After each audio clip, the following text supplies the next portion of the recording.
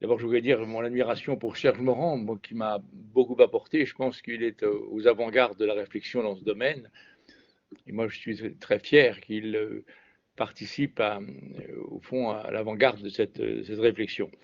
Le titre que j'avais donné, c'était les humains malades de la souffrance des animaux. Ce n'est pas uniquement la souffrance des animaux qui rend malades les humains, mais c'était pour montrer que prendre soin, pas uniquement des humains, prendre soin des animaux, prendre soin de l'environnement est une nécessité. Et personnellement, moi, je regrette que quand je présidais le comité national d'éthique, au début des années 2000, les vétérinaires m'avaient proposé des sujets d'éthique animale et que j'avais voulu le faire, mais au fond, l'agenda donnait toujours ce sujet comme non prioritaire. Et je crois qu'il devient prioritaire. Il est tellement prioritaire que quand l'épidémie a commencé en France en février 2020, au moment où je devais aller au Laos, justement, d'emblée, je savais que les coronavirus étaient la propriété de connaissances des vétérinaires. J'étais très frappé de voir que les vétérinaires étaient non pas exclus, mais ils étaient au fond marginalisés, qu'ils n'étaient pas dans le conseil scientifique et que les vétérinaires avaient des choses à nous dire sur les vaccinations, sur la façon dont les coronavirus se transmettent. Et je trouvais que leur silence était assourdissant dans ce domaine. Et donc, moi, je partage tout à fait le sentiment que One Health, ce n'est pas simplement les médecins, les vétérinaires, c'est aussi les éthologistes, les anthropologues, l'économie, la géographie, mais au moins, au fond, cette épidémie aura eu cet avantage considérable, parce que je crois que l'humanité ne progresse que par crise, et que sinon on s'endort. Et je pense que le bénéfice considérable de la Covid-19 nous aura permis de prendre conscience de ce sentiment que la complexité du monde nous oblige à beaucoup d'humilité, au moins un besoin des autres, un besoin de connaissance des autres. Alors, j'aborde le problème, je ne serai pas trop général, je n'ai pas de PowerPoint, je vais essayer de m'approcher de plus de ce qui m'a touché pendant cette épidémie. J'ai le sentiment que l'humain ne rentre dans la danse des zoonoses que par accident, pas uniquement par accident. Mais l'animal n'est pas toujours une menace, en dehors de la rage, c'est quand même pas très fréquent, des leptospiroses, des rickettsioses, mais au fond, quand même des épidémies où les animaux sont relativement modestes, comme le paludisme, on s'aperçoit que les changements écologiques ont un rôle majeur dans la diffusion du paludisme, et en particulier, comme les autres maladies transmises par les moustiques, la question du réservoir d'eau en particulier, par exemple de la végétalisation croissante des cités, fait qu'en raison du changement climatique, si les moustiques remontent du sud vers le nord et que toutes les maisons ont des réservoirs d'eau sur les toits pour entretenir la végétalisation, on va avoir des épidémies virales et éventuellement, sinon de paludisme, au moins de dengue ou de chikungunya. Et je suis frappé de voir que malgré, au fond, la certitude qu'on sait que c'est en saison sèche où il ne faut pas qu'il y ait des points de réservoir d'eau dans les cités, je suis frappé de voir qu'au Laos, par exemple, le directeur de l'Institut Pasteur, que j'estime beaucoup, avait proposé que dès le mois de février, janvier, il y ait des campagnes, on met des petits poissons dans les réservoirs d'eau, qu'on essaye de faire attention de ne pas laisser des pneus abandonnés sur les routes, parce que les moustiques vont se reproduire, les larves à ce moment-là, et puis brutalement, on va avoir au mois de juin, juillet, l'explosion d'épidémies de dengue. Et c'est toujours au fond le sentiment que il faut penser plus loin que one shot. Il ne faut pas penser simplement quand l'épidémie de dengue arrive, alors qu'est-ce qu'on fait? Il faut penser quelques mois avant. Il faut penser à l'écologie des moustiques. On est frappé de voir, il y a beaucoup moins d'entomologistes actuellement qu'il y en avait au 19e siècle, ou même au début du 20e, ou même à la fin du 20e. C'est-à-dire comprendre l'écologie des moustiques, ce n'est pas simplement un travail à la Fabre, ce n'est pas un chasseur de papillons, c'est d'essayer de comprendre comment, en termes de santé publique, nos activités humaines sont favorables à l'éclosion aux périodes de saison des pluies de tel ou tel moustique. Et on voit d'ailleurs à La Réunion actuellement, avec cette épidémie brutale, on pourrait imaginer que, au fond, quand ça se passe au mois de février-mars ou janvier à La Réunion, il n'y a eu aucune campagne d'attention à la survenue de cette épidémie que l'on peut prévoir de façon extraordinairement importante. Donc je crois que le concept de santé publique, il en a pris un coup durant cette épidémie, mais pour la bonne cause. Parce que moi, j'ai toujours été frappé, je suis un militant de la santé publique, au sens où je pense qu'il faudrait avoir un ministère de la santé publique dont la médecine ne soit qu'une des branches.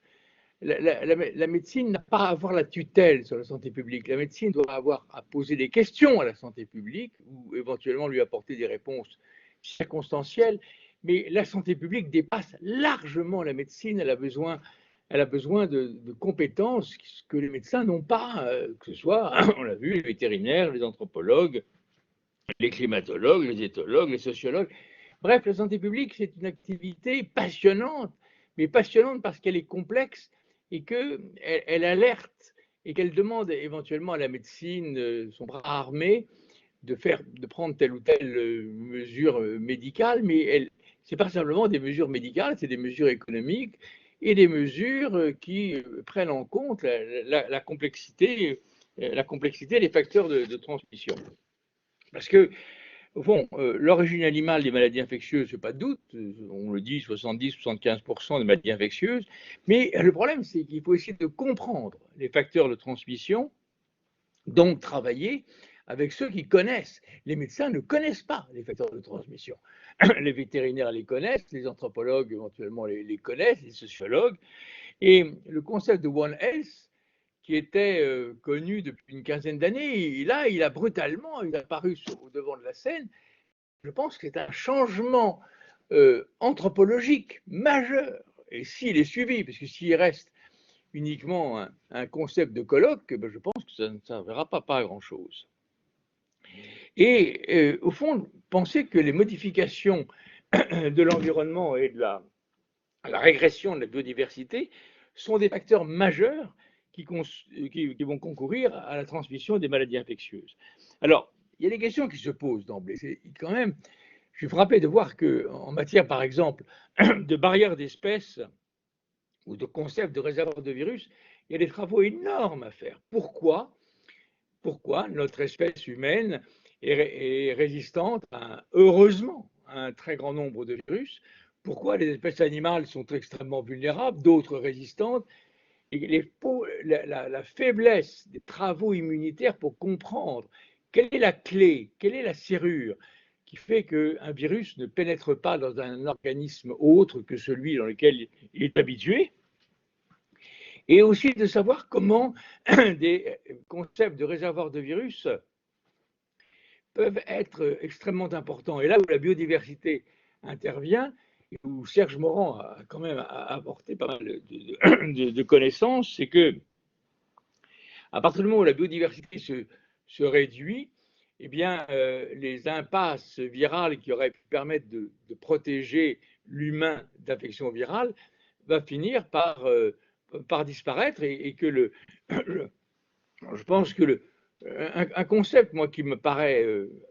assez simple à penser, presque un slogan, c'est qu'à partir du moment où on a une monoculture, un mono-élevage, eh bien, on a un élevage de virus. Au fond, la réduction quantitative et qualitative des espèces aboutit à ce que, au fond, on offre aux virus animaux,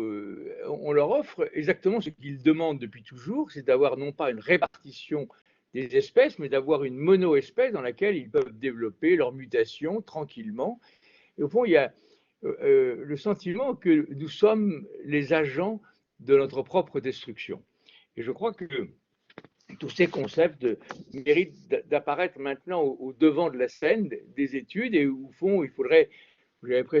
y aurait presque une université des sciences de la santé où les médecins ne seraient pas majoritaires et qui permettrait des échanges entre spécialistes pour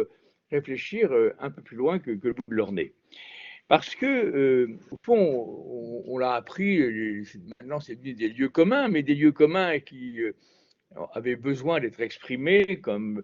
la déforestation. J'en dirai un mot sur la déforestation du Laos dans quelques minutes.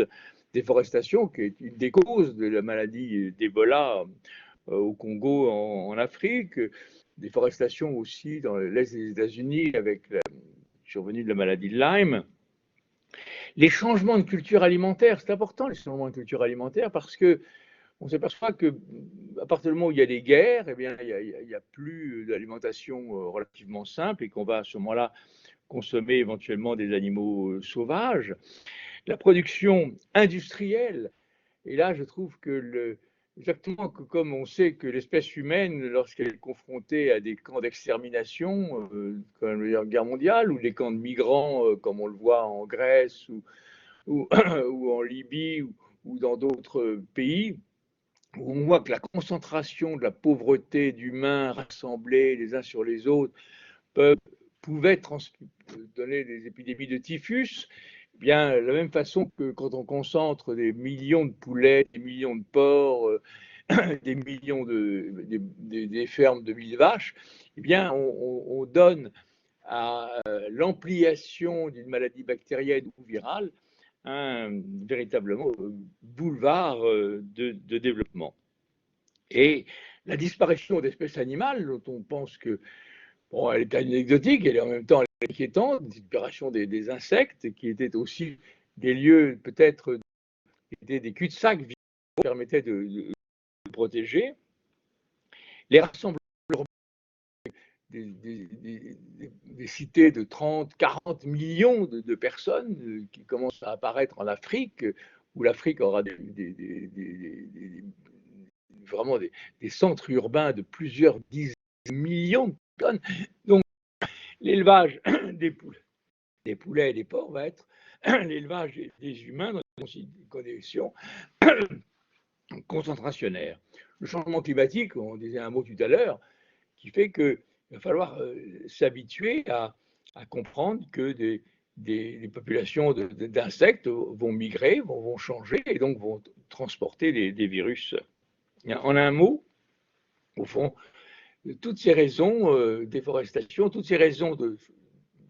l'environnement qui change, sont des conditions que les virus attendent avec volupté depuis de nombreuses années et on leur offre peut-être une source merveilleuse de développement au sens darwinien du terme. Alors, je voudrais maintenant aborder peut-être, moi, la situation spécifique de la Covid telle que j'ai pu la voir et telle que je l'avais vue au Laos. Parce que, au fond, la presse, depuis quelques jours, fait état d'une responsabilité, semble-t-il, importante du laboratoire. Mais avant d'aborder cette question, je suis frappé de voir que le travail avec l'Institut Pasteur du Laos, où je suis membre de ce conseil d'administration, et j'étais frappé de voir que depuis quelques années, il y a d'abord un train, un TGV qui part de Kunming et pour aller à Singapour, qui traverse le Laos, qui traverse la forêt vierge du Laos, et qui s'est fait, je me souviens que des 2-3 ans, on était quand même très alertés du fait que ce train qui traversait la forêt vierge se faisait sans aucune étude scientifique des moustiques, des animaux sauvages, des populations qui étaient là, il y a encore des tigres, et il y avait une sorte d'indifférence en disant les Chinois, eux, le béton, les tunnels, les ponts, et l'importation d'ouvriers chinois mariés à des femmes là-haut, et donc l'homme se fiche complètement de l'environnement, y construit un TGV à 300 à l'heure, qui d'ailleurs va ouvrir, je crois, dans quelques semaines et qui va traverser la Thaïlande. Je ne sais pas ce que Serge Morand en pense, mais c'est un train qui, au fond, n'a fait l'objet d'aucune étude,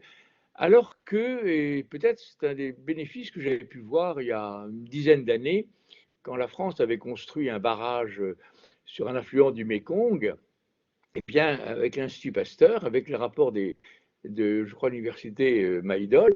il y avait eu une étude sur la flore écologique, la flore parasitaire, les modes de santé des villageois qui allaient changer en fonction du déplacement de population, et qui faisait une étude avant et après la mise en eau, avec la crainte que le paludisme, par exemple, explose alors qu'il était déjà très présent. Le paradoxe merveilleux, c'est qu'au moment où le barrage était en eau, eh bien, l'espèce de moustique a changé, une espèce beaucoup moins transmetteuse qu'avant, mais ça montrait simplement que,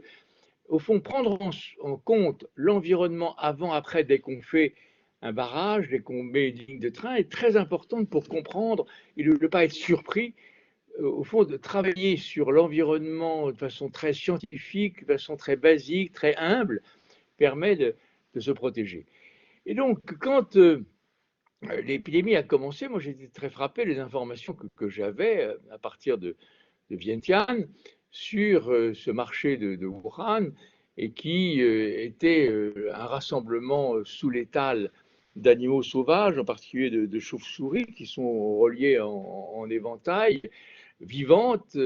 qui crachent, qui urinent, qui toussent, accompagnés d'animaux sauvages comme, qui venaient d'élevage, en particulier de raccoon dogs, des chiens viverins. 80 millions de ces chiens viverins élevés pour leur fourrure pour la Russie, et qui sont des chiens qui permettent, enfin des chiens, c'est pas des chiens, mais qui sont des rongeurs qui ressemblent à des chiens un petit peu, et qui sont élevés pour leur fourrure et qui apportent un bénéfice aux paysans. Ils rapportent beaucoup d'argent, 150, 200 euros par animal. Par conséquent, les élevages intensifs de chiens, d'animaux sauvages, qui sont faits sans le moindre contrôle d'hygiène, parce que au fond, c'est un commerce qui est légal et illégal. La Chine avait signé le traité sur la le non-trafic d'animaux sauvages, dont elle ne fait pas grand-chose. Et donc, toutes ces présences d'animaux sauvages au contact de la chauve-souris donnaient l'hypothèse qu'une sorte d'aérosol viral pouvait tout à fait être présent dans ces marchés, et que d'ailleurs, les études, même faites par la mission de l'OMS il y a quelques semaines, avaient montré que, dans un papier qui est sorti le 2 juin de Géry, dans Virological, que 60%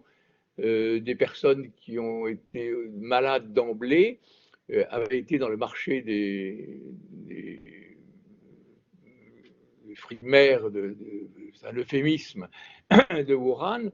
mais qu'il y avait à peu près 20% ou 30% qui étaient contaminés, ou en tout cas,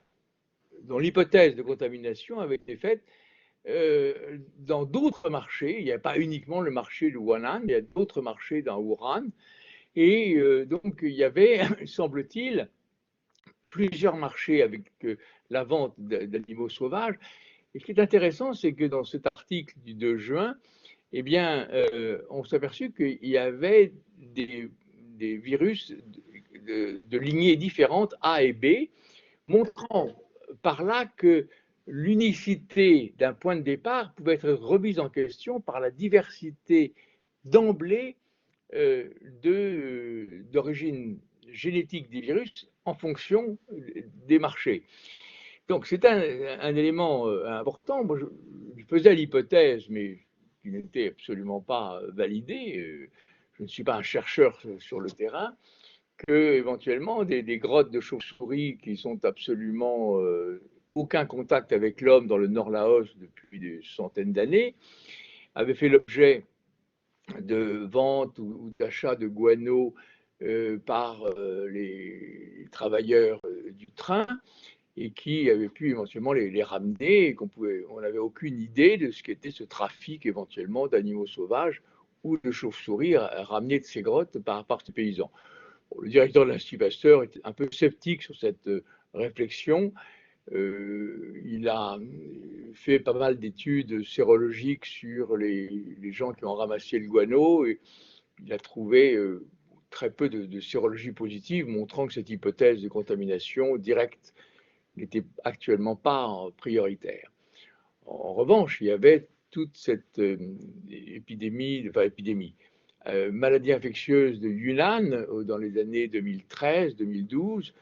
où le laboratoire de Wuhan avait été récolté 1200 chauves-souris après la mort de 2 ou 3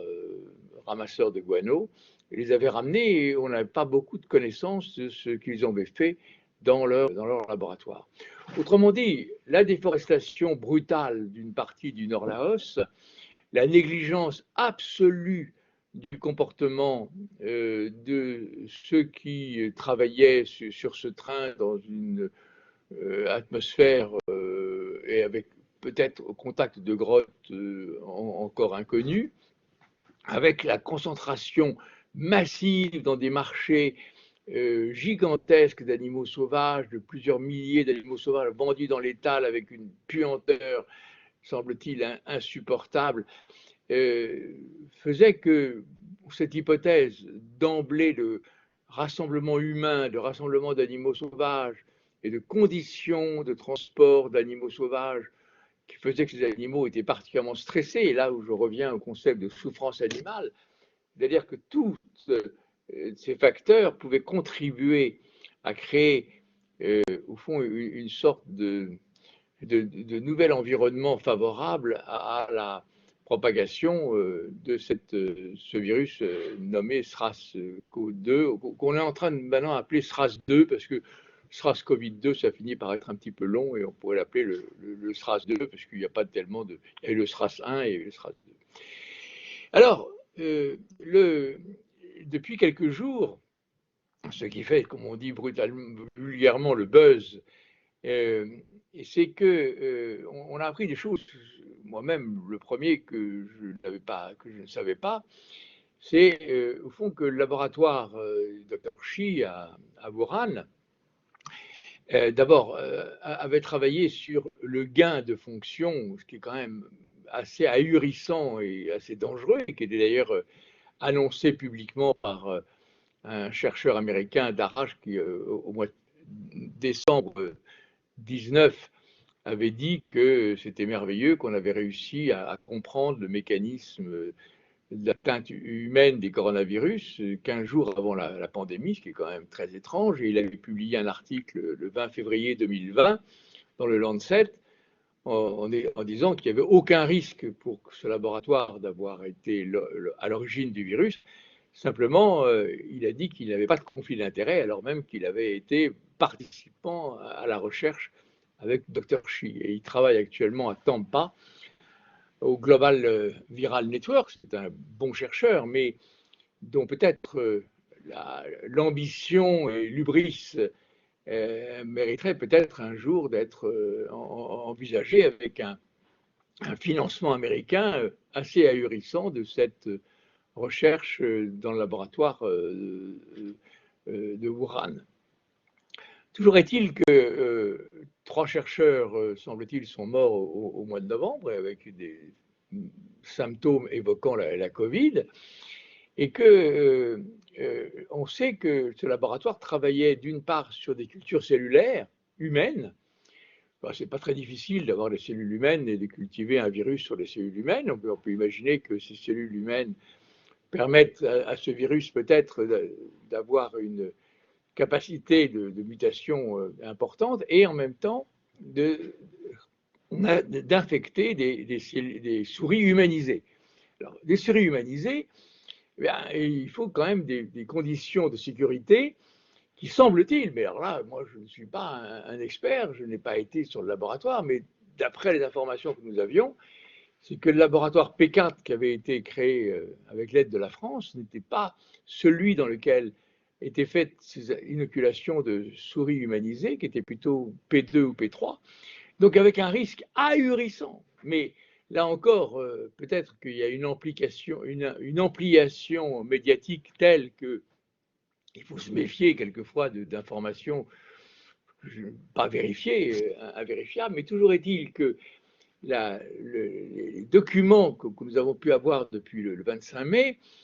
depuis quasiment une dizaine de jours, montre que les travaux de gain de fonction étaient faits de façon très précise. On sait que cette fameuse protéine spike qui nous rend vulnérables avec ces atteintes pulmonaires massives sont l'objet de deux protéines qui ont la cible des cellules pulmonaires ACE2 et l'autre qui va permettre à cette protéine de pénétrer dans les cellules ACE2. L'une, au fond, lui donne la clé du coffre-fort et lui donne plutôt le numéro du coffre-fort et l'autre protéine lui donne la clé du coffre-fort. Et mais pour que ces deux protéines fonctionnent, il faut qu'elles soient clivées, il faut qu'elles soient séparées, parce que si elles ne sont pas séparées, elles sont inefficaces. Or, l'organisme humain a une capacité une protéine, la furine, qui est une capacité de séparer les protéines. En général, l'organisme humain se défend, il clive des protéines qui peuvent être agressives. Mais là, malheureusement, il les clive pour une mauvaise raison, c'est-à-dire qu'il va les rendre malheureusement efficaces. Et donc, quand on a appris que dans ce virus SRAS-2, il y avait une trace de la furine humaine, il y a un chercheur américain qui a dit voilà le smoking gun, c'est-à-dire, comme vous savez, la petite fumée qui sort du revolver et qui montre que le revolver vient d'être utilisé. Alors, tout ça, c'est peut-être un peu du John le Carré, c'est-à-dire, au fond, une sorte de scénario de science-fiction, mais qui est quand même assez inquiétant dans la mesure où on a quand même la certitude que des dossiers ont été détruits et qu'ils ont été rendus en tout cas inaccessibles à la communauté internationale pour pouvoir apporter sa contribution. Et donc, l'hypothèse actuellement reste ouverte. Ce n'est pas du tout une certitude que ce soit venu du laboratoire. On peut même imaginer des scénarios complètement, sinon farfelus, mais quand même étranges, que ces souris humanisées aient pu être échappées ou en tout cas prises par un laborantin et, je ne sais pas, vendues sur le marché, que cette souris ait pu contaminer un raccoon dog. Enfin, on peut imaginer des scénarios inconnus. Et donc, le problème, c'est que la souffrance animale de ces animaux sauvages dans les marchés me paraîtrait dramatique à écarter dans la mesure où on dirait c'est le laboratoire, par conséquent, continuons comme avant à transférer, à faire ces élevages irresponsables où les chauves-souris apportent leur virus et apportent éventuellement leur caractère pathogène. Il y avait un élément qui reste un peu surprenant, c'est que quand il y a eu le SRAS 1, et qui est passé, comme vous savez, de la chauve-souris en 2003 à la civette puis à l'humain, il est passé très progressivement, puisqu'il semble qu'il est passé chez l'homme au début, enfin, à l'automne 2002, et qu'il a donné quelques maladies bénignes. Et puis qu'à mesure que les civettes ont été contaminées par les chauves-souris, eh bien, le virus a pris une sorte de capacité des mutants et de plus en plus agressifs, qu'on a pu le voir d'ailleurs avec l'épidémie, avec les variants anglais, indiens, etc. Et qu'il a fallu à peu près 15 passages de mutation sur plusieurs mois pour que la maladie devienne celle qui a donné le SRAS-1. Et on est un peu étonné que dans le SRAS-2, dans l'idée qu'on aurait méconnu cette espèce de passage souterrain depuis l'année 2019, voire 2018, qu'on aurait ignoré, mais il ne semble pas que les dosages sérologiques rétrospectifs aient pu le découvrir, donc ce serait quand même très étrange. On est assez étonné que one shot, c'est-à-dire que d'emblée, ce virus ait compris l'ensemble du fonctionnement humain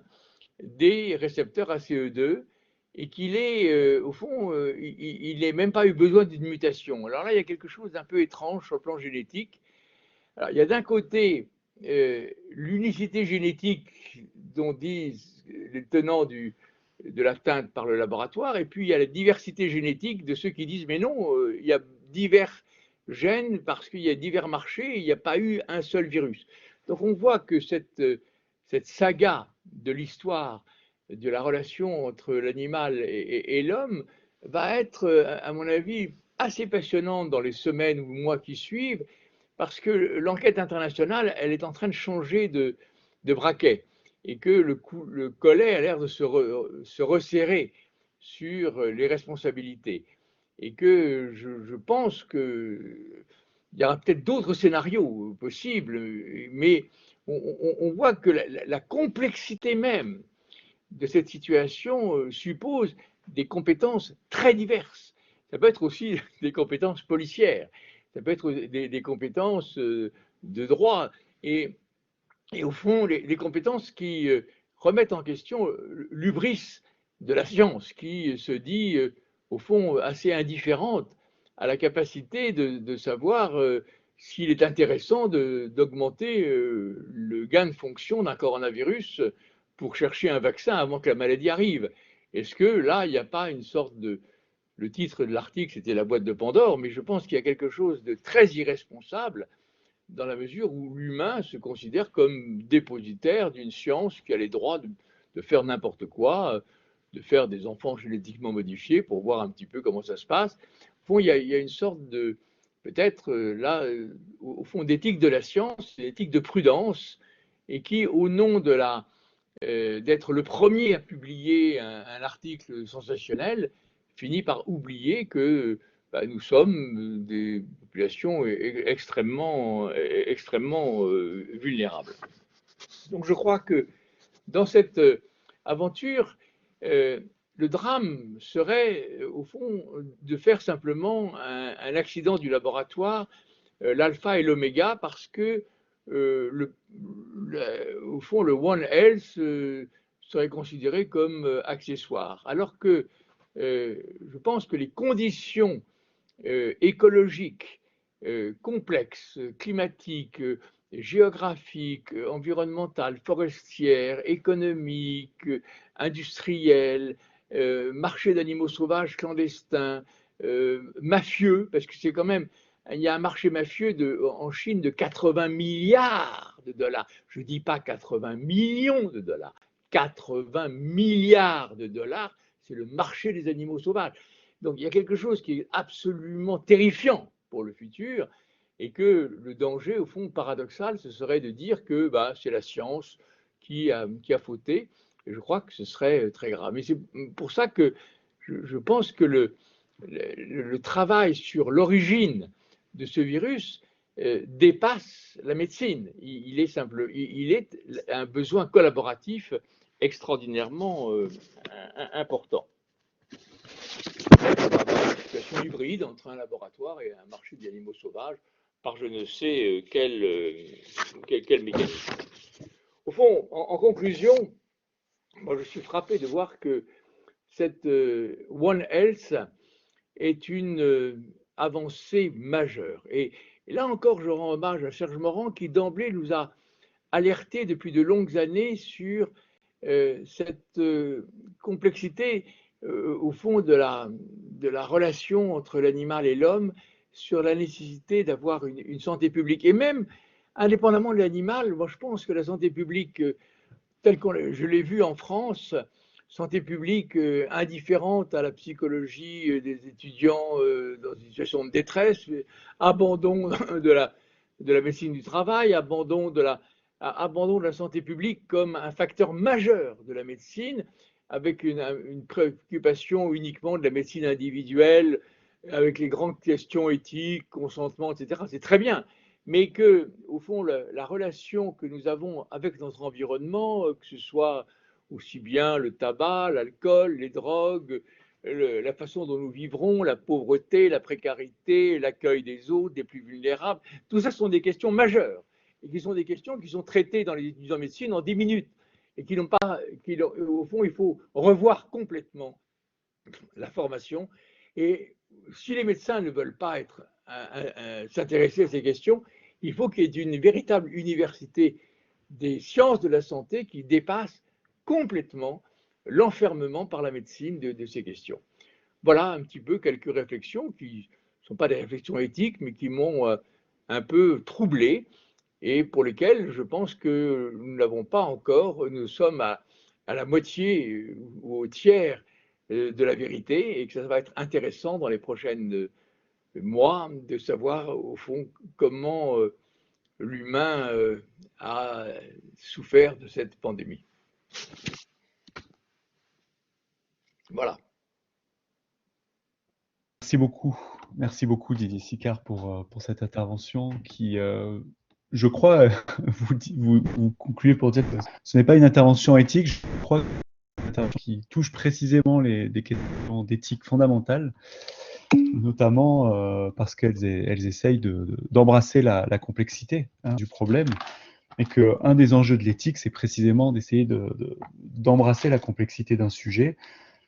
de regarder ce sujet avec des regards qui soient toujours un petit peu différents. Et lorsque vous appelez à un concept de santé publique qui ne se réduit pas à la médecine, et qui soit plutôt voilà, une santé publique au service de l'intérêt général, qui pourrait être informée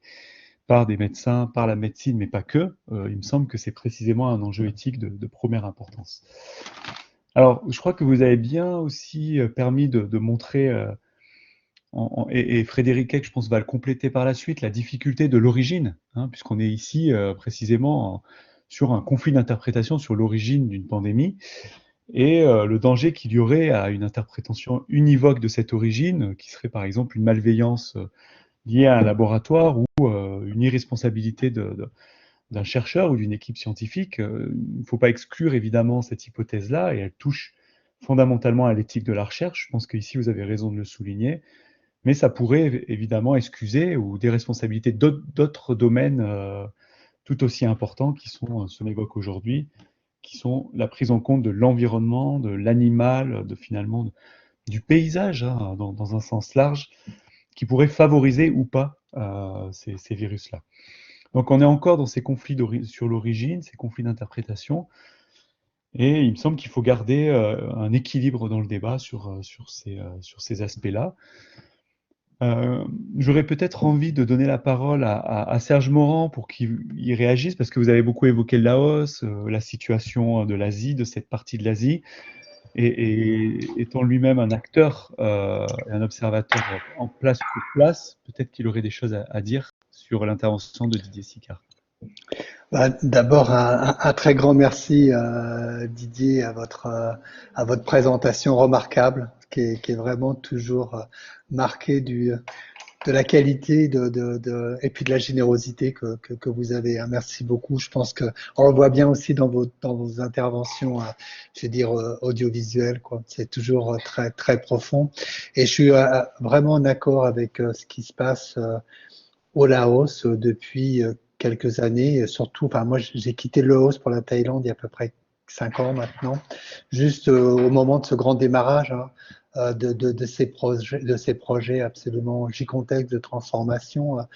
les barrages sur le Mékong qui se sont accélérés, et pas simplement que sur les affluents comme vous mentionnez, et les affluents, je me rappelle très bien avec l'Institut Pasteur, avec Paul Bray,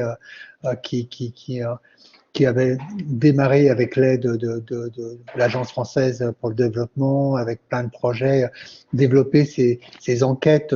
à la fois de biodiversité, de vecteurs et de santé des populations, d'impact sur les environnements, avant et après. Et puis par contre, là, on avait un développement considérable de toutes les, je veux dire, environnementaux forts sur le Mékong avec les grands barrages. Notamment à Sayaburi, avec les routes qui sont de plus en plus importantes. Donc, moi, j'ai vu à Camouane, quand on y a été avec l'Institut Pasteur, justement avec un projet Paul Bray, avec tous les arbres coupés là, pour aller vers le Vietnam cette fois-ci, donc ces grandes infrastructures et l'infrastructure du train. À l'époque, on avait discuté avec plusieurs, dont avec Paul Bray, donc avec d'autres, justement, est-ce qu'on pouvait pas, avec l'IRD, est-ce qu'on pouvait pas, avec cette infrastructure de train qui se mettait en place, au moins faire des enquêtes au cours, même quitte à accompagner finalement, à travailler, on était prêt à y aller, quoi, de travailler le long dans la route, savoir un peu ce que faisaient les travailleurs, et pour beaucoup des travailleurs chinois, mais aussi des Laos qui étaient là pour souvent en aide, qu'est-ce qu'ils faisaient, quel aurait été l'impact, quels avaient été les impacts sur la biodiversité, quel était aussi et c'était un point zéro et un point d'accompagnement et finalement il n'y a rien eu quoi. Et donc on ne sait pas, on sait pas trop ce qui se fait et moi je pense que je vous rejoins ça, même si nous n'avons pas les preuves que le commerce de différents types environnementaux et les crimes environnementaux qui ont été commis au Laos pendant cette période et en ce moment sont considérables. Et ces crimes environnementaux nécessitent une réponse juridique, une réponse, je dirais, du droit, quoi. Et surtout parce que finalement, il y a aussi des conséquences en termes sanitaires et en termes de justice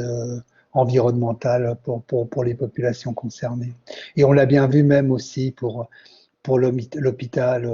de Maosot que vous connaissez bien, quoi, et qui maintenant qui finalement aussi a été quand même repris en main fortement par la coopération chinoise. Alors pas forcément que pour le pire, mais finalement qui pose aussi des questions. Quelle santé, quel accompagnement, que devient les populations du Laos, la biodiversité du Laos à l'heure actuelle.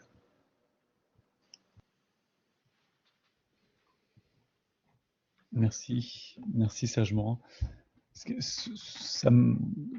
m'invite peut-être à une remarque, ce que vous venez de dire tous les deux, et un étonnement aussi, c'est